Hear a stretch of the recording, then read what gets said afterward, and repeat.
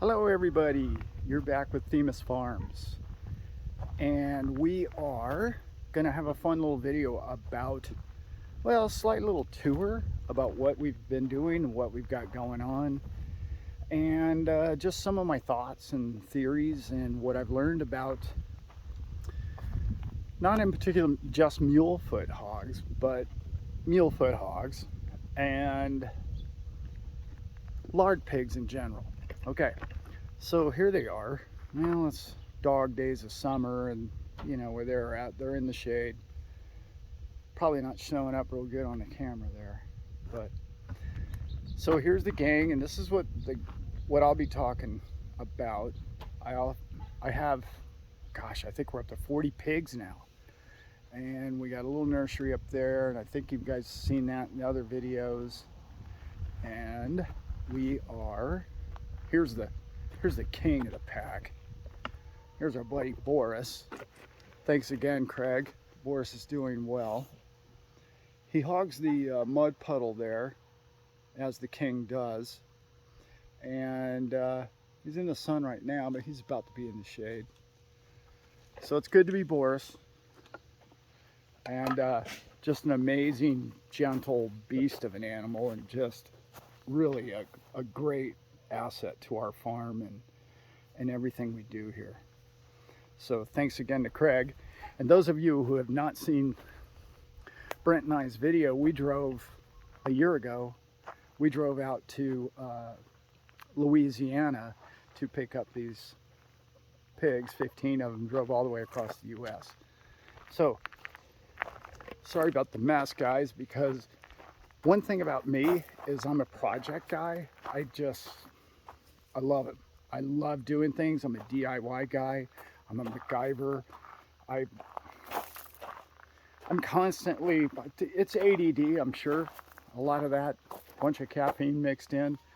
Fun, laughs, giggles. If I destroy something, I just recreate it, rebuild it, and do it over again. So it's fun. You guys have seen this building in the past, I'm sure, but that's my meat shop. I'm going to call it butcher shop and walk-in cooler. We toured that before. It's in service and working, and I'm so proud of it. We're going to do that one in a different video, but right now I want to show you what I worked on before, which is my trailer. There's my Ruby girl and my Bruno buddy, and they are our blackmouth curs. We have another new addition that will be showing up, Miss Goldie, and she's new addition to the farm, and she's been, you know how puppies are. We're up all night. Well, Elizabeth's up most of the night with her, and they're just so much fun, and we're just really enjoying Miss Goldie. So here is a 1963 Coastline, as you can read here, that I completely gutted. I took this thing, I took all the skins, the sides, backs, top, the whole thing off, and redid the entire trailer. It took me off and on about a year, I would say, I'm guessing, something like that. And I did the whole works. There's a few things I didn't do, and that's kind of why I'm walking you around here. Is I'm putting a water heater in and a full shower bathroom, and I'm in the process of doing that. That's why the rest of the property looks the way it does. But you know, with butchery and running a place like this and everything else, and running my boat, those of you who don't know, I am also a boat captain, a very part-time, but we run into projects, and we have, sometimes we have a lot of time for them, and sometimes they just get put by the back burner and page 9, as we like to call them. Anyway, so I'm going to be hooking up this gas bottle, and that will be our propane. And I'll probably walk you through some of that. I hope, you know, I get so busy, and then I say I'm going to do videos for you guys, and I end up not doing it. And sorry, guys. This is my new tractor. I just got this guy. It's Yanmar 424. I just got it literally last week. I want to say. So we're still getting used to running it and enjoying it. And I'm going to go through probably a video with that with you guys as well. I have a few implements I created with the help of Sal, a local welder. We created a boom there. If you can see this boom, where is he? Right over there in the shot. And that, I'm going to lift and hoist the hogs with that come the day they go to freezer heaven. So yeah, here's the inside, and you can see she's under construction. So we got the foam mattress pads over here. Where I would normally shoot videos would be sitting here. In fact, I've shot a couple of videos right there. And but I thought I'd give you guys a grand tour, not the grand tour, but a slight little tour, walk around to see what we've done, the way we did it. And this is those of you who are old enough to know or know what these campers are all about. That's a propane lantern. And yes, it still works. This thing is 95% complete original. I had to replace a couple of panels in the ceiling. That panel in the ceiling right there is new. The fan is obviously new, but I retained every piece I possibly could, took it apart down to the floor, like I said, and redid the whole thing. And things like this water damage and whatnot like that, I sealed the back of all this wood and made sure that it wasn't leaking ever again. But I was bound and determined to keep those panels because they are original and it's classic, and I like those kind of things. So here's our little princess stove, and so this is right under here is where I'm going to be putting the water heater in. That's a project coming up very soon, and that's going to be, gosh, next week I believe that comes, and I'm going to be installing that for our shower in here. And this is my camera setup. I will be shooting the rest of this video back in that corner. So when you're like, hey, what is this guy doing in the corner talking about pigs? What's that part all about? You'll know what I'm doing over there. Okay, here's the bathroom, soon to be bathroom. Very tight, very small. It's only a 16-foot trailer. So, you know, it's very, very tight in here. This is a subfloor that I built. I glassed in the white. I don't know if you can see, there's a white tray with strength and structure that I built underneath that. And that's a solid teak flooring that I put in. And you stand on that and you take a shower and the water drains right in there, just like in a boat. The shower fixture will be right up over here on this wall, and that will be our bathroom. We will shower, the toilet will be right here, and we will shower standing above it or sitting on it. You'll be showering that way. And that's very common on boats. So this is new to people that only live in homes, but it's not at all uncommon in boats. Here is the water tank. I built this entire, as I said, I ripped everything down to the frame and redid it all and kept what I could. But I wanted to offset the opposite side where all the weight was, so I put the water tank here, and that's a tankless water heater that I'm not going to be using in this camper. That's going to be over in the meat shop, in which I'm going to show you where that's going to go. I have new plans for that, and that will give me the hot water that I need over in my meat shop to really kind of, you know, clean everything up better. So that was going to be here. That's why the heat shield is in there and the vent and everything, but that will no longer be where that's going to be. So I got to kind of backtrack and finish off all my Cedar Closet. yes, it's got cedar lined closets. It really kind of gives it more of that camping feel and a cabin feel that I really love about all this wood. As you can tell, I love wood. It's very like a boat, you know, and my boats, the boat that I captain, you've probably seen videos there on our channel as well. It's all varnished wood. So this smells really good. It keeps the camper smelling nice, and it just added a special little touch that I really think, it worked out great, and we're happy with it so far.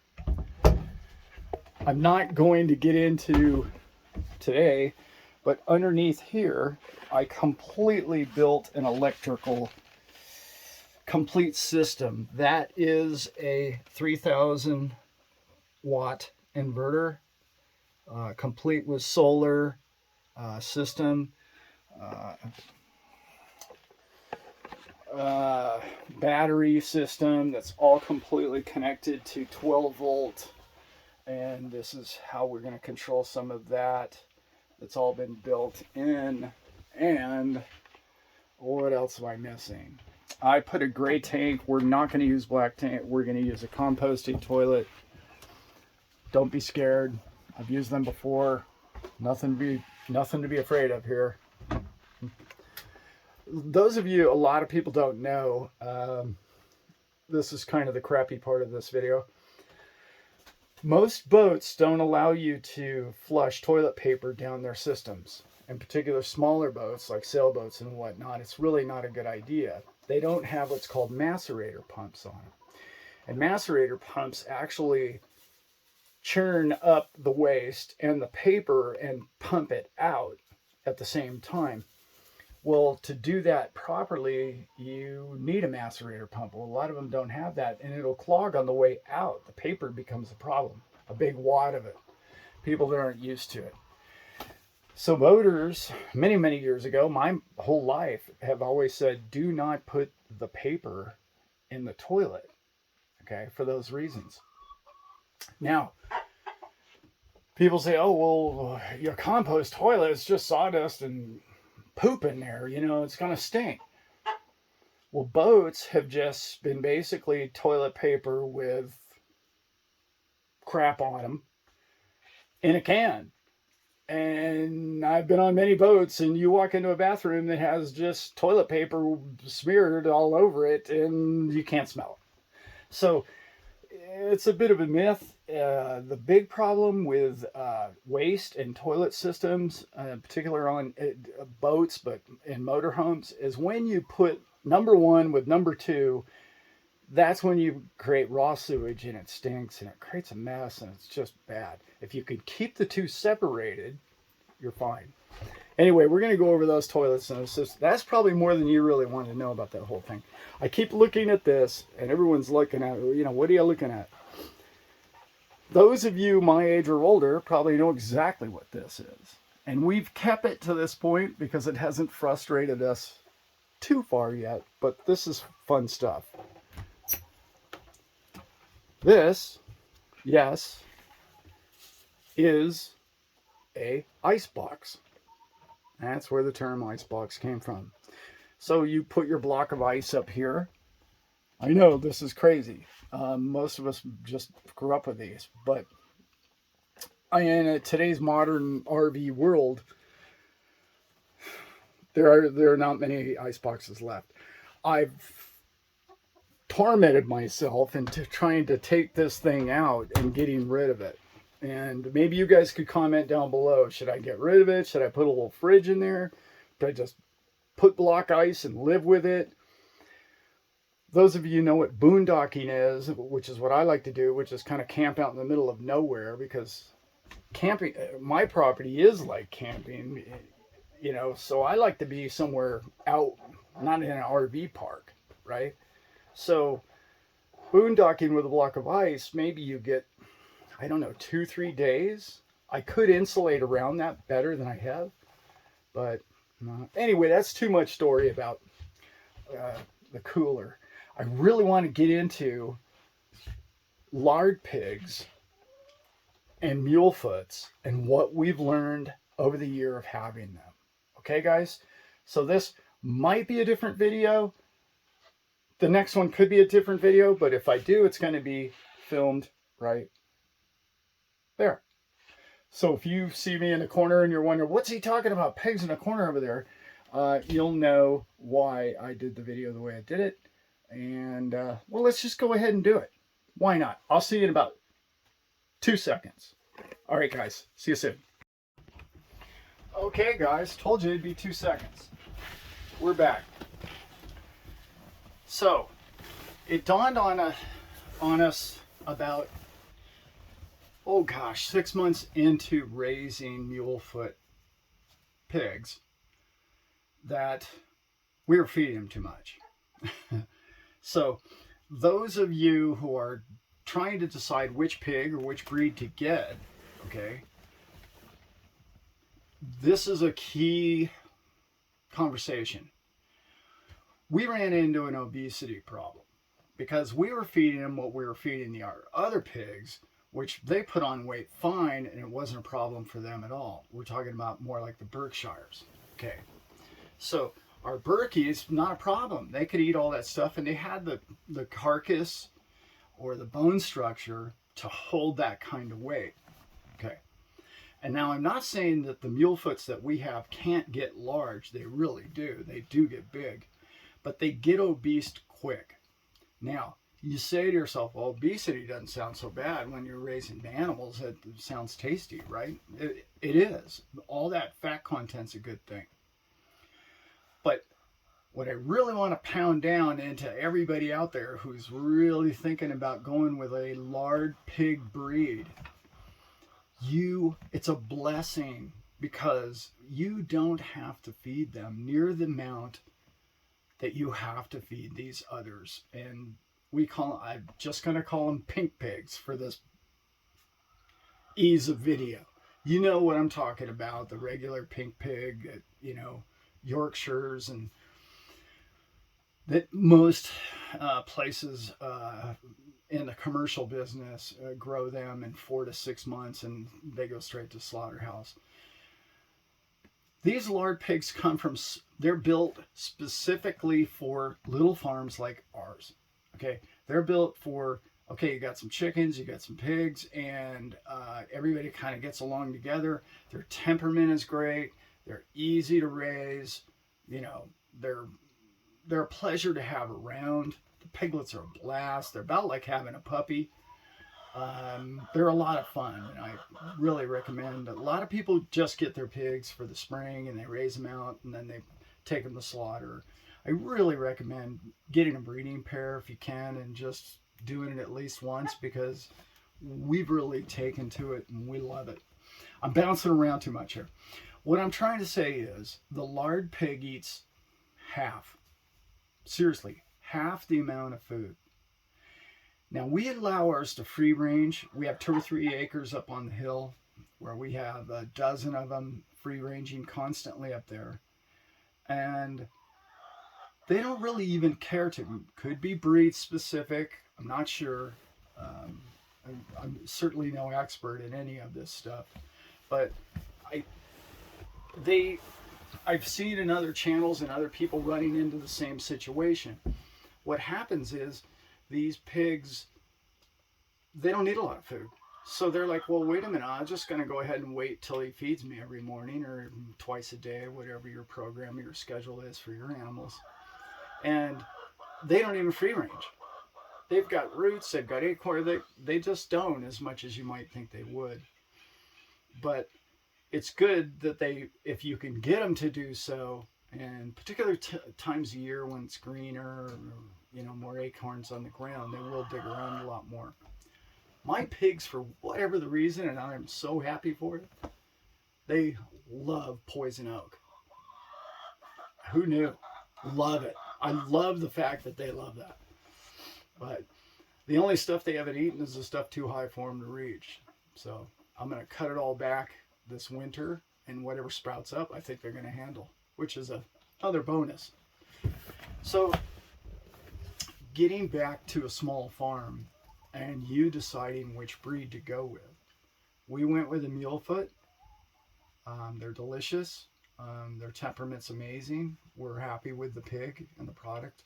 We have a neighbor who's just gotten two gilts, two young females that are Michons, and they're amazing breed as well. You could look into those. But this video is really about a little bit of food for a lot of pork, and that's what we're ending up. That's what we've learned. We had two go completely obese on us, and I've had people who have raised them call us and tell us the same story, like, "Hey, I just fed them too much, and the bacon was pure fat," and which isn't a bad thing for bacon, but it was too much for a lot of people aesthetically. It wasn't as appealing. So if you're a small farm and you're looking at not paying as much in feed costs, which all of us, let's look at that situation right now, right? Feed has probably doubled on us this year. And that's kind of crazy for a small farm like this. So thank God we have these pigs, right? We can raise a lot of pig for a little bit of feed. And because we have too many pigs just for table scraps, So we do go to the feed store, and I did a video. Nobody watched it, but hey, it's out there. I did a video to where you can find a local grain silo place near you, possibly, and you can get feed for a lot less. But you can look that video up. Maybe not my best video, but it was entertaining. I thought it was kind of funny the way I messed a couple of things up in it, but it was fun making it. So you are deciding what pig because you're concerned that a recession is coming. It's the big talk. Oh, the interest rates and inflation's through the roof. That's really my passion outside of farming and my animals is the economy, and that's really where I thrive. I have a whole nother channel that's more about economy and cryptos and different investment strategies and whatnot. They're just my opinion. They're not my advice. But so when I talk about economics on a farming channel, I have a lot of background in economics. I really do. It's been a passion of mine since I was a kid. And, I have followed it my entire life, 40 some odd years of being a, economics bug, if you will. So the times that we live in today are leading us to believe that there are tough times coming ahead. And there are farmers all over the world who are protesting a lot of the things that are happening to them and their fertilizers and their farming practices. And it really drove home to me how blessed I am and how fortunate all of us small farmers are, and all of you wanting to become small farmers in this time, that we can still purchase animals from each other and we can still maintain the feed of them. And like Elizabeth and I's small place, we're farm to table. I just walked you through where we grow them, where they free range up on the hill, where I butcher them, where my cooler is, and where we eat them and sell them to our friends. And it's a blessing. It's a true privilege, actually, to be able to do this. And not everybody can do that. But honestly, I've learned that you don't need as many acres as we have. You could do it on an acre or less, probably. And it just depends on your situation and your neighborhood and your willingness to do so. The economy doesn't look good. I'm not trying to be doomsday guy here at all, and I'm not Mr. Dig a bunker and hide and that kind of guy at all. I'm way too optimistic for that.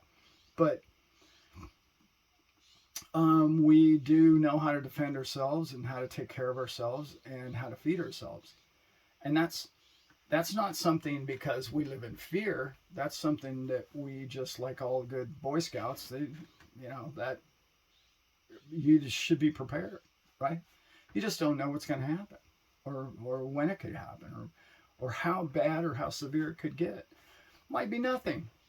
We could have a downturn for 6 months to 9 months, or a year or two, which could affect a lot of people. But if you have a small farm and you have something to barter with, and you can find a neighbor who grows something you don't have, like my good friend. I have 2 really good friends who grow cattle. I grow hogs, and they grow. One of them grows hogs and cattle. Excuse me, but it's very. It's a really good idea for all of you, even if you're not. If you're just if you're watching this video to one day, hopefully, start your own farm. And a lot of people out there talk about it, and a couple of people have remarked in our videos, and wow, I wish I could do that, and one day maybe. And it's a good goal, and it was our goal for many years, and we did it, and we don't regret it, and it's been a lot of fun. Where I was going with that was, I want to urge all of you to find a way to communicate with any small farm. If you drive by somewhere and you happen to see a fence and he has, our farm or Louis Ranch or whatever it might be, right? Whatever the sign is, go look him up. Look him up. Figure out what he does. What's he sell? Is he online? Does he have an email? Does he have a website? Does he sell to the public? Establish that now. Get a rapport going with your local farmer. I know you hear that all the time, and you've probably heard it in a million other videos, but nobody reaches out to Elizabeth. I shouldn't say nobody, but the people through these videos reach out to us, which has been great. But like our neighbors, of course, where we live, there's a lot of people that already have small farms, but reach out to your neighbor. Or when you're out in the country driving around, keep your eyes open. Look his address up and say, hey, wow, that looks like he's growing cattle over there. That might. And once you've had cattle from one of these small farms, or beef, or pork, or chicken, or eggs from these small farms, there's no comparison. You're getting a better product.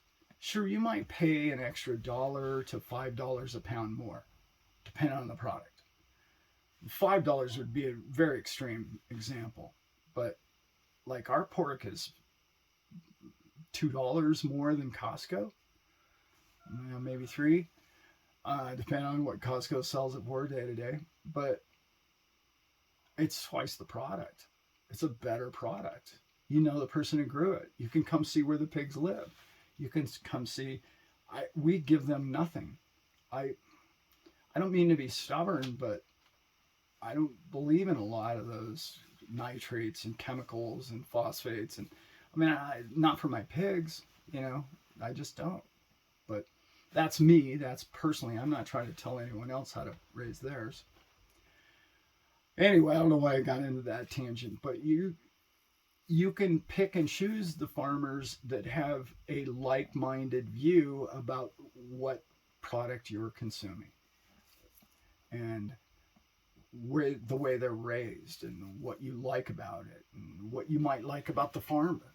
He might be fun. It might be your new favorite best friend. Who knows, right?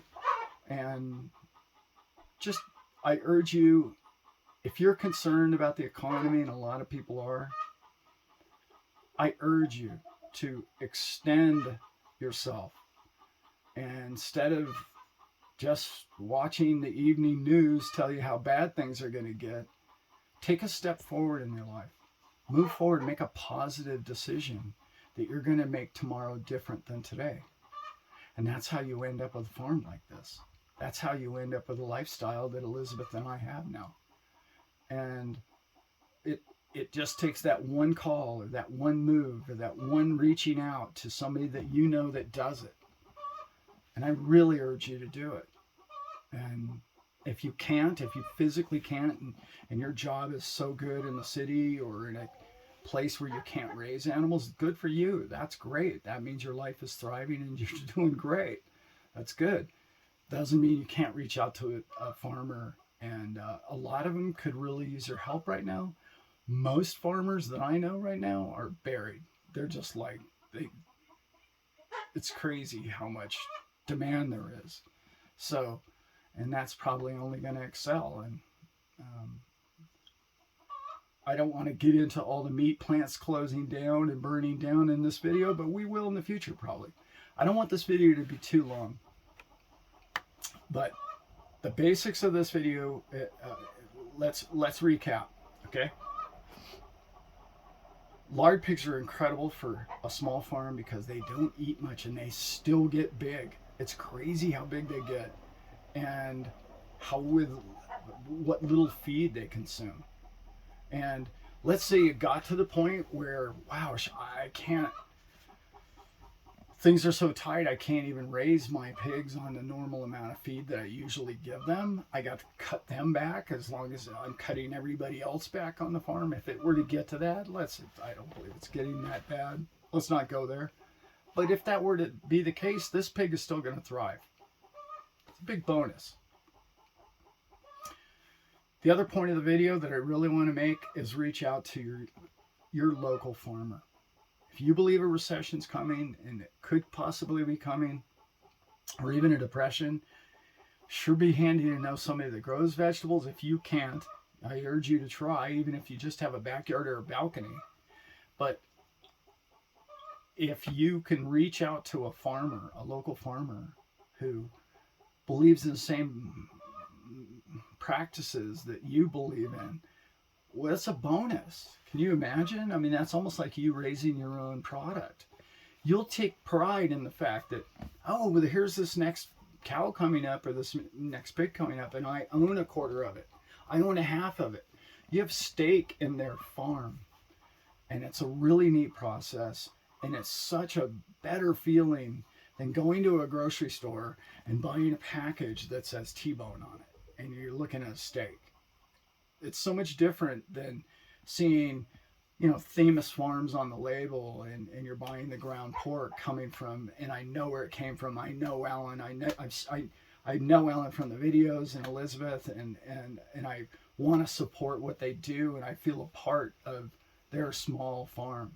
And you can do that all across America, all across the world. So it's fun. It's good stuff. I battled on too long already. I'm going to make more videos. I say that in every video, but I promise I am. So I'm Alan with Themis Farms, and I'm hoping to get back with you guys real soon. And I'm going to show you a meat tour. It's coming up next. And I believe on that note, I'm out. Thanks, guys.